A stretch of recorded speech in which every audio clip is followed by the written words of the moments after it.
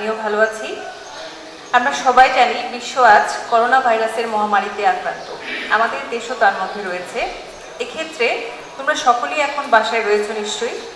এই সময়টুকুতে আমরা যেন অবহেলা করে না কাটাই, সেজন্য Siraj Mia Memorial model school কর্তৃপক্ষ তোমাদের এই সময়টুকু কাজে লাগানোর জন্য আমাদের ইউটিউব অনলাইন ক্লাসেস চ্যানেলের মাধ্যমে তোমাদের ক্লাস নেওয়া শুরু করেছে। আশা করি এতে তোমাদের অনেকটা হলেও উপকার হবে। আমি সৈয়দা রাশিদা লতিফ। আজকে তোমাদের যে ক্লাসটি নিব সেটি হচ্ছে পঞ্চম শ্রেণীর বাংলাদেশ ও বিশ্ব পরিচয় ক্লাসটি আমি নেব। অধ্যায় হচ্ছে 12, যার নাম হচ্ছে বাংলাদেশ ও বিশ্ব পরিচয়। তোমরা দেখতে পাচ্ছ নিশ্চয়ই, আমি এখানে বোর্ডে কিছু প্রশ্ন লিখে রেখেছি। আমরা আজকে মোটামুটি এই প্রশ্নগুলো নিয়েই তোমাদের সাথে আলোচনা করব। আশা করি এই প্রশ্নগুলো নিয়ে আমি যতটা আলোচনা করব, তোমরা যদি বাসায় অনুশীলন করো অবশ্যই তোমরা এই অধ্যায় সম্পর্কে ভালো একটি জ্ঞান অর্জন করতে পারবে এবং তোমাদের পরীক্ষার জন্য প্রস্তুতিও তোমরা সুন্দরভাবে নিতে পারবে। তাহলে চলো আমরা ক্লাস শুরু করি। আমাদের প্রথম প্রশ্নটা দেখো, লেখা আছে জাতিসংঘ কবে প্রতিষ্ঠিত হয়, এর লক্ষ্য উদ্দেশ্যগুলো কি? আসো আমরা প্রথমে জানি জাতিসংঘ কি। আমরা ন্যাচারালি সবসময় শুনে থাকি যে বলে থাকে যে পৃথিবীতে এ পর্যন্ত 2টি বিশ্বযুদ্ধ হয়েছে, প্রথম বিশ্বযুদ্ধ, দ্বিতীয় বিশ্বযুদ্ধ। যুদ্ধ মানেই আমরা জানি মারামারি, হানাহানি, কাটাকাটি। ঠিক তেমনি এই বিশ্বযুদ্ধগুলোর মধ্যেও এরকম ছিল, তবে এটা ছিল দেশের সাথে দেশের। প্রথম বিশ্বযুদ্ধ কাটিয়ে ওঠার পর দ্বিতীয় বিশ্বযুদ্ধ যখন হচ্ছিল তখন পৃথিবীর অবস্থা খুবই ভয়ঙ্কর পরিণত হয়েছিল। যেমন আমাদের একটা উদাহরণ আমরা জানি, আমরা শুনে থাকি যে জাপানের নাগাসাকিতে হিরোশিমায় বোমা বিস্ফোরিত হয়েছিল, যেখানে প্রচুর মানুষ আহত নিহত হয়েছিল, অনেক মানুষ বিকলাঙ্গ হয়ে গিয়েছিল। এরকম আরো অনেক উদাহরণ রয়েছে। ঠিক সেরই ধারাবাহিকতায় তখন বিশ্ববাসী মনে করলো যে না, বিশ্বতে এরকম হানাহানি মানামানি করলে চলবে না, আমাদের একটি শান্তি সংঘ প্রতিষ্ঠা করতে হবে এবং সেই সংঘটির নাম হচ্ছে জাতিসংঘ। জাতিসংঘের প্রথম উদ্দেশ্য এবং লক্ষ্যই হচ্ছে বিশ্ব শান্তি প্রতিষ্ঠা করা। এবং তখনই মানুষ উপলব্ধি করলো দেশের সাথে দেশের যুদ্ধ করে নয়, বরং ভ্রাতৃত্ব ও বন্ধুত্বপূর্ণ সহযোগিতার মাধ্যমে আমরা একে অপরের উপর নির্ভরশীল হয়ে একটি সুন্দর বিশ্ব গড়ে তুলতে পারি। তারই পরিপ্রেক্ষিতে 1945 সালের 24শে অক্টোবর এই জাতিসংঘ প্রতিষ্ঠিত হয়। তাহলে তোমরা নিশ্চয়ই বুঝতে পারছো জাতিসংঘ কবে প্রতিষ্ঠিত হয়। জাতিসংঘ 1945 সালের 24শে অক্টোবর প্রতিষ্ঠিত হয়। এখন আমরা জানবো এর লক্ষ্য উদ্দেশ্যগুলো কি কি। তোমাদের কাছে নিশ্চয়ই তোমাদের পাঠ্য বইটি রয়েছে। তোমরা পাঠ্য বইটি যখন পড়বে তখন পেজ নাম্বার 93-তে যখন যাবা, পেজ নাম্বার 93 উপরে দেখবে লেখা আছে জাতিসংঘের উদ্দেশ্য নিয়ে শিক্ষকের সহায়তায় আলোচনা করি। আমি তোমাদের বইটা একটু দেখিয়ে দিচ্ছি, তাহলে তোমরা আরেকটু ক্লিয়ার হবে। এই যে হচ্ছে আমাদের বইটি, এই বইটি ঠিক এইখানে তোমরা দেখবে জাতিসংঘের লক্ষ্য উদ্দেশ্যগুলো লেখা আছে এবং এখান থেকে আমরা খুব ইজিলি জানতে পারবো যে জাতিসংঘের লক্ষ্য উদ্দেশ্যগুলো কি ছিল, কেন জাতিসংঘ প্রতিষ্ঠা করা হয় এবং এতে আমাদের কি উপকার হয়েছে, কি অপকার হয়েছে। আশা করি তোমরা প্রথম প্রশ্নটা বুঝতে পেরেছো। তাহলে আমরা দ্বিতীয় প্রশ্নে যাচ্ছি। জাতিসংঘের বিভিন্ন শাখার কাজ বর্ণনা করো। আমি এই প্রশ্নটি খুব সংক্ষেপে লিখেছি, কিন্তু এখানে অনেকগুলো প্রশ্ন আছে, তবে আমার এই প্রশ্নের মাধ্যমে আমি তোমাদের এই পুরো জিনিসটাই ব্যাখ্যা করে দিচ্ছি সংক্ষেপে। সেটা হলো জাতিসংঘ যখন প্রতিষ্ঠিত হলো এটা তো আর একা একা কাজ করতে পারে না, এর জন্য এটার 6টি শাখা বা পরিষদে ভাগ করা হয়েছিল। জাতিসংঘ একা কাজ করতে পারবে না জন্য এর বিভিন্ন শাখাগুলো গঠন করা হয়েছে। সেই শাখাগুলোর নাম কি?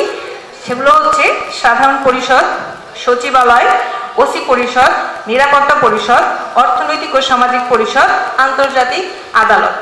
এই 6টি পরিষদের 6 ধরনের কাজ রয়েছে। তোমরা ঠিক তোমাদের বইয়ের 92 পেজটায় যখন যাবে, আমি একটু দেখিয়ে দিচ্ছি তোমাদের, তাহলে পড়তে সুবিধা হবে। এই 92 পেজটাতে যখন যাবে এরকম দেখবে সার্কেল সার্কেল করে অনেকগুলো পরিষদ দেয়া আছে, 6টি পরিষদ দেয়া আছে এবং এখানেই লেখা আছে কোন পরিষদের কি কাজ। যেমন আমি তোমাদেরকে বলছি, প্রথমে আমাদের দেয়া আছে সাধারণ পরিষদ। সাধারণ পরিষদের কাজ কি? অ্যাকচুয়ালি জাতিসংঘের প্রধান শাখাটাই হচ্ছে সাধারণ পরিষদ। এই সাধারণ পরিষদই আমাদের ম্যাক্সিমাম কাজটি, অর্থাৎ সর্বোচ্চ কাজটি সাধারণ পরিষদ করে থাকে। সাধারণ পরিষদ যে সমস্ত কাজ করে থাকে, যেমন ধরো আমি তো তোমাদের সরাসরি বলে দিলাম সাধারণ পরিষদের কাজ কি। তোমাদের প্রশ্ন এমনও হতে পারে যে জাতিসংঘের একটি প্রধান শাখা রয়েছে যার মাধ্যমে জাতিসংঘ তার সকল কার্যক্রম পরিচালনা করে, উক্ত শাখাটির নাম কি? এরকম প্রশ্ন হতে পারে, তখন তোমরা বলবা উক্ত শাখাটির নাম হচ্ছে সাধারণ পরিষদ। এখন প্রশ্ন যদি আরেকটু করা হয় যে সাধারণ পরিষদের 3টি 2টি কাজ লেখো, তাহলে তোমরা কি লিখবে? তোমরা বইয়ের মধ্যে দেখবে ওখানেই লেখা আছে সাধারণ পরিষদ বিভিন্ন দেশের সমস্যা নিয়ে আলোচনা করে, এটি একটি কাজ। যে কোনো দেশকে শাখার সদস্য নির্বাচন করে, যে কোনো সমস্যা নিয়ে আলোচনা করে, মহাসচিব নিয়োগ করে, এই ধরনের কাজগুলো সাধারণ পরিষদ করে থাকে। এবং সবচেয়ে মজার বিষয় কি জানো, 1986 সালে বাংলাদেশের হুমায়ুন রশিদ চৌধুরী সাধারণ পরিষদের দায়িত্ব পালন করে এবং প্রত্যেক বছর এই সাধারণ পরিষদের একটি করে সাধারণ সভা অনুষ্ঠিত হয়। এবং আমাদের গর্ব যে 1986 সালের হুমায়ুন রশিদ চৌধুরী এই সাধারণ পরিষদের দায়িত্ব পালন করেছিলেন। যাই হোক, আমরা পরেরটাতে যাচ্ছি, সেটা হচ্ছে সচিবালয়। এই সচিবালয়ের কাজ হচ্ছে জাতিসংঘের সকল প্রকারের প্রশাসনিক কাজকর্ম এরা পরিচালনা করে থাকে। তোমরা যখন এই সার্কেলটা পড়বে, এটার মধ্যে লেখা আছে আরেকটা জিনিস, আরেকটা মজার জিনিস, তোমরা এটা সবাই জানো, তারপরও আমি বলছি। জাতিসংঘের মহাসচিব নাম কি বা তিনি কোন দেশের নাগরিক? আমরা সবাই জানি তিনি পর্তুগালের নাগরিক এবং তার নাম হচ্ছে আন্তোনিও গুতেরেস। এই হচ্ছে আমাদের সচিবালয়ের কাজ। নেক্সট হচ্ছে ওসি পরিষদ। ওসি পরিষদের কাজ মোটামুটি এখন নেই বললেই চলে। এরা সাধারণত উপনিবেশিক এলাকাগুলোতে অর্থাৎ ওসিভুক্ত এলাকাগুলোতে এরা কাজ করে থাকে। সরি, আমি ভুল বলেছি, এখানে ওসিভুক্ত এলাকাগুলোতে ওসি পরিষদ কাজ করে থাকে। বর্তমানে এর কাজ খুব কম, নেই না, আছে একটু কম। যাই হোক, পরবর্তীতে হচ্ছে নিরাপত্তা পরিষদ। বিশ্ব শান্তি প্রতিষ্ঠা এবং নিরাপত্তা রক্ষার দায়িত্ব হচ্ছে নিরাপত্তা পরিষদ। আরেকটু মজার জিনিস দেখো, নিরাপত্তা পরিষদের প্রত্যেকটা দেশেরই কিছু সদস্য রয়েছে, মানে প্রত্যেকটা পরিষদের সদস্য রয়েছে। সাধারণ পরিষদের সদস্য রয়েছে, সচিবালয়ের সদস্য রয়েছে, ওসি পরিষদের সদস্য রয়েছে, ঠিক তেমনি নিরাপত্তা পরিষদেরও কিছু সদস্য রয়েছে। এই সদস্য কারা? সদস্য হচ্ছে বিভিন্ন দেশগুলো। তো সাধারণ পরিষদের 5টি স্থায়ী সদস্য রাষ্ট্র রয়েছে, সেগুলো কি কি আমরা জানবো। এবং এটা জানার জন্য তোমরা অবশ্যই তোমাদের বইয়ের এই যে সার্কেলগুলো আছে নিরাপত্তা পরিষদ, এখান থেকে আমরা দেখতে পাবো। এখানে লেখা আছে আমাদের স্থায়ী সদস্যগুলো হচ্ছে যুক্তরাজ্য, যুক্তরাষ্ট্র, রাশিয়া, ফ্রান্স ও গণচীন। অর্থাৎ এই 5টি রাষ্ট্র হচ্ছে নিরাপত্তা পরিষদের স্থায়ী সদস্য। এছাড়াও আরো 10টি করে সদস্য নির্বাচিত হয়, তারা প্রত্যেক 2 বছরের জন্য নির্বাচিত হয়ে থাকে। এই নিরাপত্তা পরিষদে আরো আমাদের জন্য অনেক অহংকারের বিষয়, সেটা হচ্ছে আমাদের পুলিশ ও সশস্ত্র বাহিনী বিশ্ব শান্তি প্রতিষ্ঠায় বিশ্বের বিভিন্ন রাষ্ট্রে তারা নিরাপত্তা রক্ষায় কাজ করে যাচ্ছে। এই হচ্ছে নিরাপত্তা পরিষদের কাজ। তারপর হচ্ছে অর্থনৈতিক ও সামাজিক পরিষদ। অর্থনৈতিক ও সামাজিক পরিষদ এটা বিভিন্ন ধরনের কাজ করে থাকে। ন্যাচারালি এটা সামাজিক ও অর্থনৈতিক দিকগুলোতে কাজ করে থাকে। যেমন ধরো, সামাজিক সমস্যাগুলোর মধ্যে আছে দারিদ্র দূরীকরণ, শিক্ষা, বেকারত্ব, এই জিনিসগুলা এরা করে থাকে। আবার ধরো, আমাদের জীবনযাত্রার মান কিভাবে উন্নয়ন করা যায়, আমাদের মানে আমি কিন্তু জাতিসংঘের অন্তর্ভুক্ত সকল সদস্য রাষ্ট্রগুলোর কথা বলছি, আমি শুধু আমাদের কথা বলছি না। তোমাদের এটা বুঝতে হবে যে জাতিসংঘের যে সদস্য রাষ্ট্রগুলো আছে সবগুলো সদস্য রাষ্ট্রই এই সাধারণ সামাজিক ও অর্থনৈতিক পরিষদটি সকলকে সাহায্য সহযোগিতা করে থাকে। এরপরে হচ্ছে আমাদের আন্তর্জাতিক আদালত। আমরা ন্যাচারালি আদালত কথাটির সাথে যখনই পরিচিত হই আমাদের মনে হয় সেখানে আচার বিচার হয়ে থাকে, মানে বিচার কার্য পরিচালনা হয়ে থাকে। আসলেই সত্য। এখানে সদস্য রাষ্ট্রগুলোর যদি সীমানা নিয়ে কোনো বিরোধ দেখা দেয় তাহলে সেই বিবাদ সমস্যার সমাধান করে থাকে হচ্ছে আন্তর্জাতিক আদালতের মাধ্যমে। আমরা 2012 সালের বঙ্গোপসাগরের সমুদ্র সীমা নিয়ে মিয়ানমারের সাথে একটি বিরোধে বাংলাদেশের বিপক্ষে একটি রায় পায়, নিজের পক্ষে মানে বাংলাদেশের পক্ষে একটি রায় পায়। আমরা মায়ানমারের সাথে যে আমাদের সীমানা নিয়ে বিরোধ ছিল সেক্ষেত্রে আমরা আমাদের পক্ষে রায়টি পেয়েছি এবং সেই রায়টি হয় হচ্ছে 2012 সালে এবং এটি পাশ হয় আন্তর্জাতিক আদালতে। আমি খুব সংক্ষিপ্তভাবে তোমাদের এই জিনিসগুলোকে আলোচনা করলাম। এখানে অনেক ধরনের প্রশ্ন আছে, তোমরা যখন প্রত্যেকটা এই পয়েন্টগুলো পড়বে তোমরা নিজেরাই বুঝতে পারবে আসলে প্রশ্নগুলো কি। এর জন্য আমি খুব সংক্ষেপে লিখে দিয়েছি যে জাতিসংঘের বিভিন্ন শাখার কাজের বর্ণনা করতে পারবে। আশা করি তোমরা অনেকটাই বুঝতে পেরেছো। ওকে, তাহলে আমরা নেক্সট টপিকে চলে যাই। নেক্সট টপিকটা হচ্ছে বিভিন্ন উন্নয়নমূলক সংস্থার বর্ণনা করা। জাতিসংঘের বিভিন্ন শাখা রয়েছে, এই শাখাগুলো যেমন কাজ করে এই শাখাগুলোর পাশাপাশি আমরা বিভিন্ন উন্নয়নমূলক সংস্থাও রয়েছে। আমি জানি জানি, যেমন ইউনিসেফ, ফাও, WHO, ইউনেস্কো, এই নামগুলোর সাথে আমরা সবাই পরিচিত। তোমরা তোমাদের বইয়ের ঠিক পেজ নাম্বার 94-তে যখন যাবা তখন ঠিক দেখবা এরকম আবার একটা সার্কেল দেওয়া আছে। এই সার্কেলের মাধ্যমে তোমরা এই জিনিসগুলো আরো ক্লিয়ার হবা। ঠিক এইভাবেই আমরা যেমন জাতিসংঘের বিভিন্ন শাখার কাজগুলো পড়েছি, আমরা বিভিন্ন উন্নয়নমূলক সংস্থার কাজগুলো আমরা এখান থেকে ইনশাআল্লাহ জানতে পারবো বলে আমরা আশা করছি। আমি তোমাদের কয়েকটা ধারণা দিচ্ছি। যেমন ধরো, প্রথম একটি উন্নয়নমূলক সংস্থা হচ্ছে ইউনিসেফ।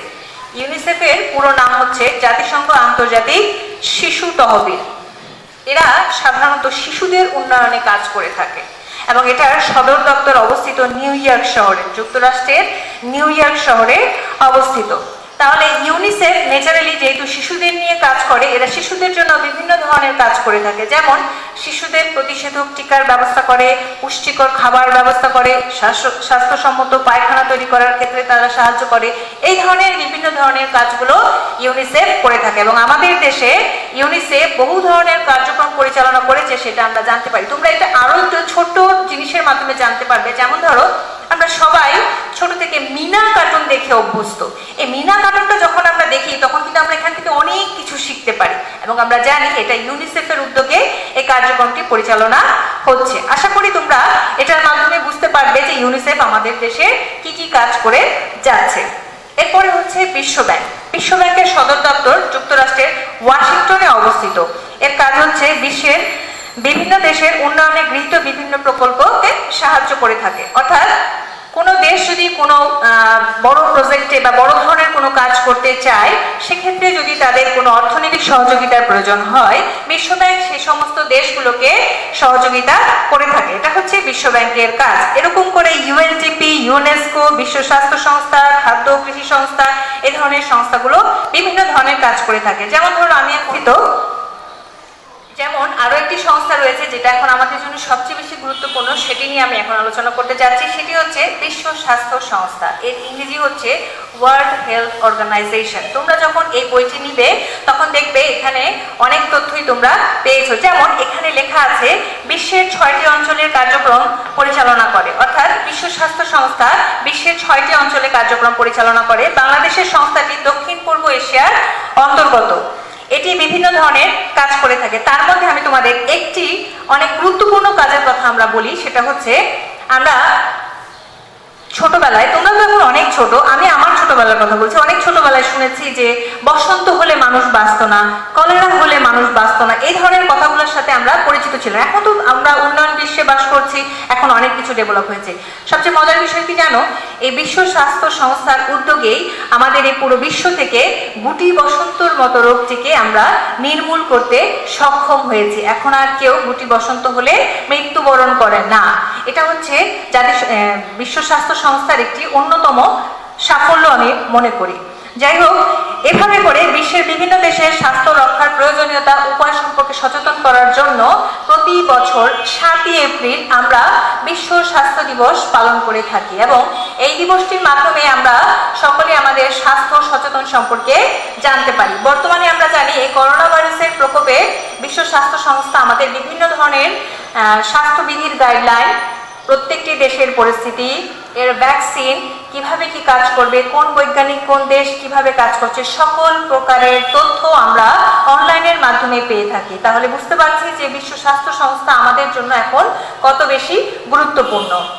যাই হোক, এরপরটাতে আমরা যাচ্ছি, সেটি হচ্ছে খাদ্য ও কৃষি সংস্থা। খাদ্য ও কৃষি সংস্থা, এটির সদর দপ্তর ইটালির রোমে অবস্থিত। এই খাদ্য ও কৃষি সংস্থার কাজ হচ্ছে এই সদস্য রাষ্ট্রগুলোর অর্থাৎ বিশ্বের প্রত্যেকটি দেশের মানুষের যখন নাকি কোনো খাদ্যর সমস্যা হয় তখন এরা সহযোগিতা, এই সংস্থাটির মাধ্যমে আমরা সাহায্য সহযোগিতা পেয়ে থাকি। যেমন ধরো, এখন এই করোনা ভাইরাসের কথাই আমাকে বারবার বলতে হচ্ছে, কারণ আমরা যেহেতু এখন এটার মধ্য দিয়ে সময় অতিবাহিত করছি, আমরা জানি এখন আমরা কত ভয়ঙ্কর সময়ের মধ্যে দিন পার করছি। আমাদের এই সময়ের মধ্যে আমাদের যেমন খাদ্যের যদি কোথাও কোনো সমস্যা দেখা দিয়ে থাকে, যদি কোথাও কখনো খুব মারাত্মক খাদ্যের কোনো ঘাটতি দেখা দেয়, অবশ্যই এই বিশ্ব খাদ্য ও কৃষি সংস্থা আমাদেরকে সাহায্য সহযোগিতা, শুধু আমাদেরকে না পুরো বিশ্বকে সাহায্য সহযোগিতা করবে বলে আমরা আশা রাখছি এবং আশা রাখছি না এবং এটা করে যাচ্ছে তারা। যাই হোক, এরপরে হচ্ছে ইউনেস্কো। আমাদের এটা আরেকটা প্লাস পয়েন্ট। রাইট, আমি এটা বলার আগে তোমাদের আর একটু মজার ব্যাপার বলে নেই। সেটা হচ্ছে এই ইউনেস্কো, আমরা যে এখন প্রত্যেক 21শে ফেব্রুয়ারি আন্তর্জাতিক মাতৃভাষা দিবস পালন করি, সেটা কে আমাদের স্বীকৃতি দিয়েছে জানো? হ্যাঁ, তোমরা জানো নিশ্চয়ই। এটা হচ্ছে ইউনেস্কো আমাদেরকে এই অনুমোদনটা দিয়েছে, এবং যার প্রেক্ষিতে পুরো বিশ্ব আমরা আজকে 21শে ফেব্রুয়ারি আন্তর্জাতিক মাতৃভাষা দিবস পালন করে থাকি। এটা কিন্তু আমাদের জন্য অনেক গর্বের বিষয়। এই সংস্থাটি অর্থাৎ ইউনেস্কো সংস্থাটি হচ্ছে সাংস্কৃতিক ও শিক্ষা বিষয়ক সংস্থা। এর সদর দপ্তর ফ্রান্সের প্যারিসে অবস্থিত। এছাড়াও এই ইউনেস্কো আরেকটা জিনিস করে থাকে, সেটা হচ্ছে বিভিন্ন ঐতিহাসিক স্থান ও নিদর্শনকে এরা বিভিন্ন ধরনের স্বীকৃতি দিয়ে থাকে। যেমন আমাদের দেশের পাহাড়পুর, তারপর সুন্দরবন, এই ধরনের প্রত্নতান্ত্রিক নিদর্শনগুলোকে সংরক্ষণ করা, এদেরকে বিশ্ব দরবারে তুলে ধরা, এই ধরনের কাজগুলো ইউনেস্কো আমাদেরকে সাহায্য সহযোগিতা করে থাকে। এভাবে করে মোটামুটি আমরা জাতিসংঘের বিভিন্ন উন্নয়নমূলক সংস্থাগুলোর কাজ সম্পর্কে আমরা কিছুটা হলেও জানতে পারলাম। তোমরা যখন পাঠ্যপুস্তকটি পড়বে, তোমরা আশা করি এর থেকে অনেক ভালো করে তোমরা বুঝতে পারবে। তাহলে তোমাদেরকে প্রথম থেকে আমি আবার একটু বলি, জাতিসংঘের বিভিন্ন শাখার কাজ বর্ণনা করো। আমরা জানি জাতিসংঘের 6টি কাজ, ইতিমধ্যে আমি বলে ফেলেছি জাতিসংঘের 6টি শাখা রয়েছে। এই 6টি শাখা, একটি হচ্ছে শাখা, আরেকটি হচ্ছে উন্নয়নমূলক সংস্থা। দুটো কিন্তু দুই জিনিস, এটা তোমাদের মাথায় রাখতে হবে। জাতিসংঘের শাখা হচ্ছে 6টা, আর উন্নয়নমূলক সংস্থাগুলো হচ্ছে ইউনিসেফ, ইউএনডিপি, বিশ্ব স্বাস্থ্য সংস্থা, খাদ্য কৃষি সংস্থা, ইউনেস্কো, বিশ্ব ব্যাংক। এই 6টা সংস্থা আপাতত তোমাদের বইয়ে এখন দেওয়া আছে। আমরা এই সম্পর্কেই এতক্ষণ জানলাম। আশা করি তোমরা এতে অনেকটাই বুঝতে পেরেছো। আচ্ছা, তারপরে আমরা নেক্সট চলে যাচ্ছি। তোমরা আর একটা মজার জিনিস, সেটা হচ্ছে যে কেস, CASE, তোমরা পেজ নাম্বার, তোমাদের পাঠ্য বইয়ের পেজ নাম্বার 95-এ যখন যাবে, অর্থাৎ 95 পৃষ্ঠায় যখন যাবে, তোমরা দেখতে পাবে ওখানে লেখা আছে কেস, অর্থাৎ এর নাম হচ্ছে clean years and sustainable environment, অর্থাৎ বিশুদ্ধ বায়ু ও টেকসই পরিবেশ। এইটি বিশ্ব ব্যাংকের পরিচালনায় পরিচালিত হচ্ছে। এই প্রকল্পটি বিশ্ব ব্যাংকের পরিচালনায় পরিচিত হচ্ছে। এর কাজ হচ্ছে যানবাহন ও ইটের ভাটা থেকে নির্গত যে ধোঁয়াগুলো বের হয়, এই ধোঁয়াগুলোকে দূর করে আমাদের পরিবেশকে সুস্থ রাখা, এটাই হচ্ছে এই সংস্থার কাজ। তার মানে আমরা এই উন্নয়নমূলক সংস্থাগুলোর সাথেও আমাদের আরেকটি সংস্থা সম্পর্কে অবগত হলাম, সেটি হচ্ছে কেস। এখন আমরা পরবর্তী প্রশ্নে চলে যাচ্ছি, যেটা হচ্ছে সার্ক কবে গঠিত হয়। দেখো, জাতিসংঘ আমরা পড়েছি, এখন আমরা পড়ব হচ্ছে সার্ক। এই দুটো পড়ার আগে আমি একটি কথা বলে নিই, সেটা হচ্ছে জাতিসংঘ হচ্ছে একটি আন্তর্জাতিক সংস্থা। আন্তর্জাতিক সংস্থা মানে কি? যেখানে বিশ্বের প্রত্যেকটি দেশ অন্তর্ভুক্ত, এর জন্য এটাকে বলা হয় আন্তর্জাতিক সংস্থা। ঠিক সার্ক হচ্ছে আঞ্চলিক সহযোগিতা সংস্থা। কেন সেটা আমি বলছি। সেটা হচ্ছে সার্কের পুরো নাম হচ্ছে দক্ষিণ এশীয় আঞ্চলিক সহযোগিতা সংস্থা। অর্থাৎ আমরা বুঝতে পারছি এই নামটির মাধ্যমে যে সার্ক পুরো বিশ্ব নিয়ে কাজ করে না, এটা দক্ষিণ এশিয়ার কয়েকটি দেশ নিয়ে কার্যক্রম পরিচালনা করে। এজন্য এটাকে বলা হয় আঞ্চলিক সহযোগিতা সংস্থা। আর জাতিসংঘ হচ্ছে পুরো বিশ্বকে নিয়ে কাজ করে, এর জন্য জাতিসংঘকে বলা হয় আন্তর্জাতিক সহযোগিতামূলক সংস্থা। আর আবারও বলছি, সার্ক হচ্ছে আঞ্চলিক সহযোগিতামূলক সংস্থা। আচ্ছা, এরপরে হচ্ছে 1985 সালের ডিসেম্বর মাসে মাত্র 60টি দেশ নিয়ে এই সার্ক গঠিত হয়েছিল, তাই না? এটা আমরা সবাই জানি, তোমরা বই খুললেও জানতে পারবে যে 1985 সালের ডিসেম্বর মাসে 60টি দেশ নিয়ে সার্ক গঠিত হয়। সেই দেশগুলো কি কি? বাংলাদেশ, ভারত, নেপাল, ভুটান, শ্রীলঙ্কা, মালদ্বীপ এবং পাকিস্তান। এই হচ্ছে আমাদের 60টি দেশ। কিন্তু আরো মজার বিষয় হচ্ছে, এই যে 60টি দেশ নিয়ে যখন গঠিত হলো, 2007 সালে আরো একটি দেশ এই সার্কের সাথে অন্তর্ভুক্ত হলো। বলো তো দেশটির নাম কি? আমি জানি তোমরা বলতে পারবে, দেশটির নাম হচ্ছে আফগানিস্তান। এখন প্রশ্ন করি আমি তোমাদেরকে, সেটা হচ্ছে তাহলে বলো সার্কের বর্তমানে সদস্য রাষ্ট্র কয়টি? হ্যাঁ, ঠিক ধরেছো তোমরা, বাংলাদেশের সার্কের সদস্য হচ্ছে 8টি সদস্য রাষ্ট্র রয়েছে, অর্থাৎ দক্ষিণ এশিয়ার 8টি দেশ নিয়ে সার্ক গঠিত হয়। তাহলে প্রশ্নটি হচ্ছে সার্ক কবে গঠিত হয়? 1985 সালের ডিসেম্বর মাসের 60টি দেশ নিয়ে সার্ক গঠিত হয়। পরবর্তী 2007 সালে আফগানিস্তান এই সার্কের সাথে অন্তর্ভুক্ত হয় এবং বর্তমানে সার্কের সদস্য সংখ্যা হচ্ছে 8টি। এই হচ্ছে আমাদের সার্ক গঠিত হয় কিভাবে এবং কেন, সেই জিনিসটা আমরা বুঝতে পারলাম। নেক্সট কোশ্চেন হচ্ছে এর লক্ষ্য উদ্দেশ্যগুলো কি কি। ঠিক যেমন আমরা এই জাতিসংঘের লক্ষ্য উদ্দেশ্যগুলো পড়েছি, ঠিক তেমনি সার্কেরও লক্ষ্য উদ্দেশ্য রয়েছে। সার্কের লক্ষ্য উদ্দেশ্যগুলোর মধ্যে যে আমি তোমাদের টোটাল জিনিসটাকে খুব সংক্ষিপ্ত আকারে বলে দিচ্ছি, সেটা হচ্ছে জাতিসংঘ পুরো বিশ্ব নিয়ে কাজ করে, ইজ ইট? কিন্তু সার্ক হচ্ছে আঞ্চলিক সহযোগিতার সংস্থা, অর্থাৎ এখানে 8টি দেশ অন্তর্ভুক্ত। এই 8টি দেশের কাজ হচ্ছে এই জাতিসংঘের সাথে সমন্বয় করে কাজ পরিচালনা করা, অর্থাৎ এখানে সামাজিক, অর্থনৈতিক, ধর্মীয় সকল ধরনের কার্যক্রমগুলো যখন পরিচালনা করে সার্কের অন্তর্ভুক্ত দেশগুলো আগে এগুলা নিজেরা আলোচনার মাধ্যমে তারপর জাতিসংঘের কাছে সমন্বয় করে তারপরে তারা কাজগুলো পরিচালনা করে সদস্য রাষ্ট্রগুলোর উন্নয়ন কাজে তারা অংশগ্রহণ করে থাকে। এভাবে করে সার্ক বিভিন্ন ধরনের কাজ করে থাকে। তারপরে তোমাদের সুবিধার্থে আমি তোমাদেরকে একটু দেখিয়ে দিচ্ছি। এই যে পেজ নাম্বার হচ্ছে 96, পেজ নাম্বার 96 নিচের অংশে তোমরা দেখতে পাবে এখানে সার্কের লক্ষ্য উদ্দেশ্যগুলো দেয়া আছে, যার মধ্যে প্রথম উদ্দেশ্যটি লেখা আছে সদস্য দেশগুলোর অর্থনৈতিক, সামাজিক ও সাংস্কৃতিক অবস্থার দ্রুত উন্নয়ন করে। অর্থাৎ এই যে সার্কের 8টি দেশ রয়েছে, এই 8টি দেশের অর্থনৈতিক, সামাজিক ও সাংস্কৃতিক উন্নয়ন কিভাবে খুব দ্রুত গতিতে করা যায় সেই ধরনের কার্যক্রমগুলো তারা পরিচালনা করে থাকে। এরপরে হচ্ছে দেশগুলোর বিভিন্ন বিষয়ে আত্মনির্ভরশীল হতে সাহায্য করে। আত্মনির্ভরশীল মানে কি? অর্থাৎ সে প্রত্যেকটি দেশ যেন নিজে ডেভেলপ করতে পারে, নিজের পায়ে দাঁড়াতে পারে, নিজের অর্থনৈতিক, সামাজিক অবস্থা উন্নয়ন করতে পারে, মাথাপিছু আয় বাড়াতে পারে, অর্থনৈতিক উন্নয়ন করতে পারে, জীবনযাত্রার মান উন্নয়ন করতে পারে, শিক্ষার হার বাড়াতে পারে।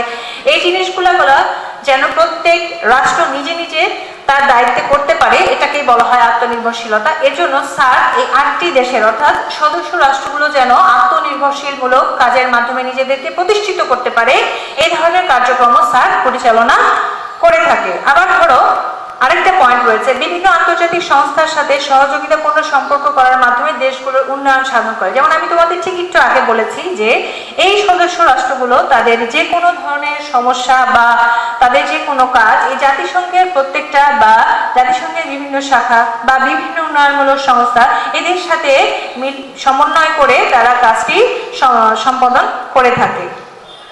এরপরে হচ্ছে দেশগুলোর মধ্যে ভ্রাতৃত্ব সৃষ্টি ও পরস্পর মিলে থাকা, অর্থাৎ যে 8টি দেশ সার্কের অন্তর্ভুক্ত এই দেশগুলো পরস্পর বন্ধুত্বমূলক সম্পর্কে আবদ্ধ থাকবে, এখানে কোনো মারামারি, হানাহানি থাকবে না। এভাবে করে আরো বিভিন্ন ধরনের পয়েন্ট রয়েছে। আশা রাখি তোমরা অনেকটাই ক্লিয়ার হয়েছো। এখন আমি সর্বোপরি তোমাদের সাথে এই অধ্যায়টা নিয়ে আরেকটু কথা বলতে চাই, সেটা হচ্ছে আমরা আজকের এই ক্লাসটুকুর মাধ্যমে জানতে পারলাম জাতিসংঘ কবে প্রতিষ্ঠিত হয়, এর লক্ষ্য উদ্দেশ্যগুলো কি। ঠিক তেমনি আমি যদি আবার শেষের প্রশ্নটায় আসি, সেটাতে দেখতে পাচ্ছি সার্ক কবে গঠিত হয় এবং এর লক্ষ্য উদ্দেশ্যগুলো কি।